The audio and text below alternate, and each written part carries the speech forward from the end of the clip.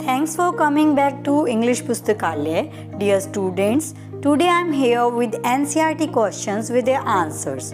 Poem Wind has already been explained in detail, so click on the link given in description to understand the poem properly once again. First I will explain you the summary of the poem और उसके बाद इसके जितने भी NCERT questions हैं उनके answers discuss करेंगे. Wind is very beautiful short poem conveying the message that you have to stay strong to deal with different situations of life. Now let's discuss the summary of the poem. The first part of the poem describes the action of the wind. The poet asks the wind to come softly. He requests the wind not to break the shutters of the windows, not to scatter the papers and throw down the books from the shelf. The poet says that the wind makes a mockery of weaklings. First part poem का describe करता है action of the wind और ये बताता है कि strong wind जो है वो डिस्ट्रक्शन लेकर आती है. सेकेंड पार्ट में पोएट सजेस्ट करते हैं कि we should make everything strong. हमें हाउसेस को स्ट्रॉन्ग बनाना चाहिए, हमें अपने हार्ट्स को स्ट्रॉन्ग बनाना चाहिए ताकि हमें विंड जो है वो बर्बाद ना कर सके. थर्ड पार्ट जो है उसमें पोएट एग्जाम्पल लेते हैं फायर का और हमें समझाते हैं कि किस तरह से विंड जो है वीक फायर को बुझा देती है और स्ट्रॉन्ग फायर को और बढ़ा देती है. Means weak people will break down while facing difficulties and on the other hand strong people flourish after facing difficulties. आइए अब देखते हैं कि कौन से क्वेश्चंस इस पोएम पे बेस्ड आपसे पूछे जा सकते हैं. Question number 1, what are the things the wind does in the first stanza. First stanza में विंड ने क्या क्या किया. The wind breaks the doors of window, scatters the papers and throws down the books on the shelf. It also tears the pages of the books and brings rain. तो ये सब wind ने किया कि विंडो के जो door थे वो तोड़ दिए, पेपर्स को बिखेर दिया और बुक्स को शेल्फ से गिरा दिया और जो बुक्स के पेजेस थे उन्हें भी फाड़ दिया.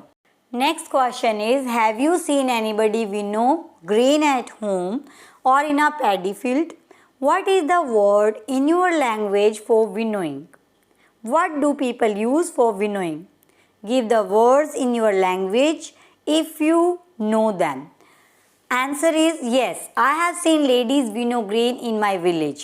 मैंने देखा है कि लेडीज़ जो है गांव में ग्रेन को विनो करती है. People winnow grain to remove straws, chaff and dust found in grains there. वो किस लिए करती हैं विनो, ताकि मिट्टी और वो जो स्ट्रो है तिनका अनाज से अलग हो जाए. It is called Barsana. हमारी लैंग्वेज में हम उसे कहते हैं बरसाना, फटकना. तो ये वर्ड यूज़ होते हैं हमारे विनोइंग के लिए. Next is, what does the poet से द विंड गॉड विनोज. की पवन देवता क्या क्या विनो करते हैं, तो इसका आंसर पता ही है. The wind god winnows all the things available at home.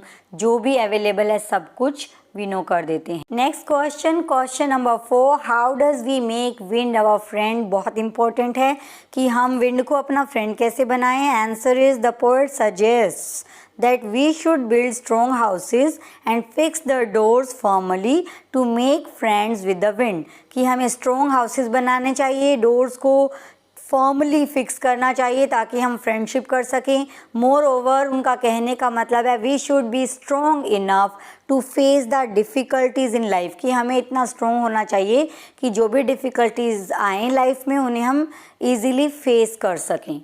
Fifth question and important one, what do the last 4 lines of the poem mean to you. The last 4 lines convey the message that those who are not determined and lack confidence face defeat. जो determined नहीं होते, जिनमें confidence की कमी होती है, वो हार जाते हैं. And those who set their target and make sincere efforts are not disturbed by any obstacle. और जो टारगेट सेट करते हैं और पूरी कोशिश करते हैं वो किसी भी ऑब्स्टेकल मीन होता है रुकावट, किसी भी रुकावट से डिस्टर्ब नहीं होती.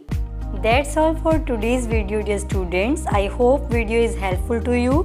Thanks for watching. See you again in the next video.